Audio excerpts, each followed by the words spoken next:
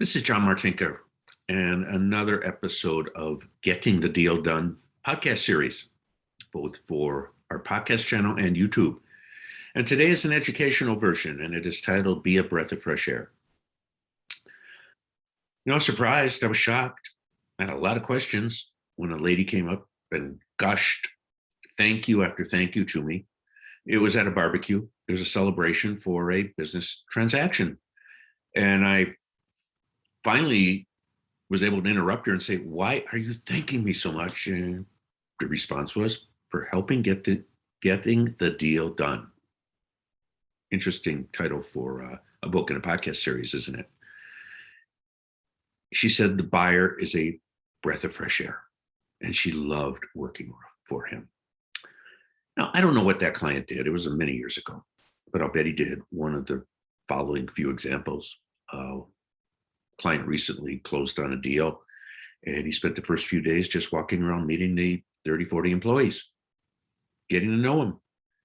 Management by walking around. They were surprised. They were shocked.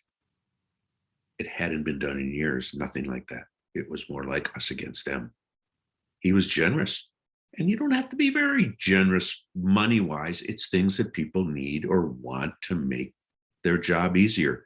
I laughed when he told me that how the employees were so happy when his first day on his way home from work, he went and bought a paper towel holder because the employees were complaining about just loose roll of paper towels. Simple things. He held staff meetings of small groups just so they could talk about the business. He did more in his first month or so, he said, than had been done in the last 4 or 5 years. Or what about a client who did a survey of his management team and asked them, the usual stuff. What's good? What's bad? How do we grow? What's the weakness of the company? What's the strength of the company? And it was the weakness question that really got me to, I'll never forget it, because one of the answers was what I'm going to say. And it was basically the same as all the others. And one person wrote down, the biggest weakness in the company just walked out the door. Or what about buyers who go in and figure out what skills the employees have and let them run with it? They delegate, something a lot of sellers, founders of businesses don't like to do. It really comes down to sitting and listening to people. They know what's going on, on the street, the day to day. Let them share that information. But what if you're not a business buyer? What if you're an owner? What if your client's an owner? What if a friend is an owner? And they're not going to be that breath of fresh air as a buyer, but they can sure do their best to recreate it. And how do you do that? Here's 4 things you can do. First of all, do a mock due diligence. Pretend you're a buyer. Now, the worst way to do it is for the owner to do it themselves. They're in their routines. They know the business. They're going to see what they want to see. Middle ground is having employees do it. Same thing. They know what they're going to see. They know the business, and they're going to be a yes man or a yes woman. So have an outside pair of eyes and ears come in. Hire someone to do a due diligence. Not just the numbers. The numbers are an easy part. Anyone can do the numbers. You can get a good CFO or CPA to review your numbers in a little more detail like a buyer would. But concentrate on customers, employees, suppliers, supply chain these days.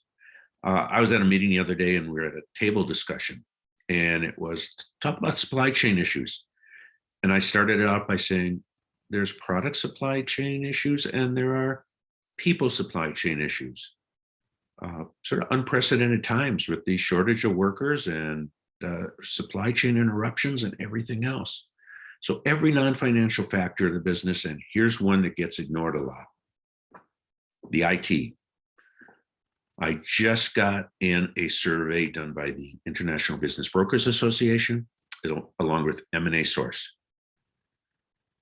For every size grouping of business on a due diligence list, IT was near the bottom.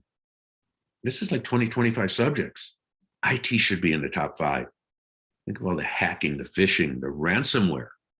A ransomware attack has caused a client of mine to delay his exit till he gets everything figured out.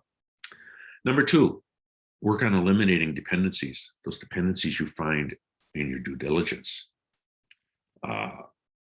Customer concentration or pricing issues, employees, management, supplier bottlenecks, whatever, IT, of course, and most of all, any owner dependency. When the owner is a bottleneck for the business in any aspect, it needs to be changed because that's not what buyers want, and they'll pay more when there's no owner dependency. Number three, quit coasting, start exploiting your growth opportunities. I talk to people all the time, and you get it, and they say the business I want is one where the owner is coasting, where the owner is taking orders, not doing outreach. And I recorded in writing a quote many years ago from my friend Keith Jackson with Industrial Revolution. And after about 6 months in the business, after he bought it, he talking about growth and marketing, he said it is amazing what happens when you actually pick up the phone and call your customers. Quit taking orders, go get orders. And then number four, take action. Just do it, which fits in real well with what my good friend Rod Jones always says, and that is have a Nike moment. Every strategy consultant will tell you there's no shortage of strategies. There's a shortage of implementation. So I dug out an old paper I had written, article, we'll call it. And a big part of it was an interview with a now retired business broker, a pro, really good at what he does. And his comment was, unprepared businesses and unprepared sellers will usually take twice as long to sell and will sell for much less than a prepared business and owner. A great quote, selling a business is like painting a house. All the hard work is in the preparation. So is he right? You're darn right he is. That survey I mentioned before, here's some interesting results in it. About 2/3 of the sold businesses, and this is for Q2 2021, did no exit planning. None, zero, zip.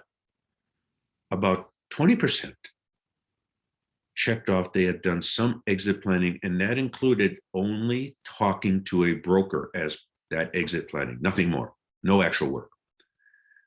And then depending on the size of the business, and there were 5 different categories of size, anywhere from 45 to 71% of these business owners sold because of an unsolicited offer. Businesses weren't on the market. They weren't being advertised. They were sold directly from seller to buyer. So we'll summarize by saying, yeah, most of them weren't ready. They were probably thinking about it, but never took action about doing some exit planning work. The situation arose, they jumped on it, and it's sort of like, ready or not, here I come, I'm selling. So let me conclude by saying, as I was outlining this podcast, a friend of mine who recently sold a family business of over 60 years to a large investment group, got a nice offer and took advantage of it. And he said, he emailed me and said, can you send me 2 or 3 copies of your book? If they can sell pet rocks, why can't you sell your business for what you want? I've got a few friends who are just starting to think about the process to exit and sell. So I'll make that offer to you if you'd like a copy of that book or any of my other books, Buying a Business That Makes You Rich, Getting the Deal Done, or Company Growth by Acquisition Makes Dollars and Cents. That's SENSE.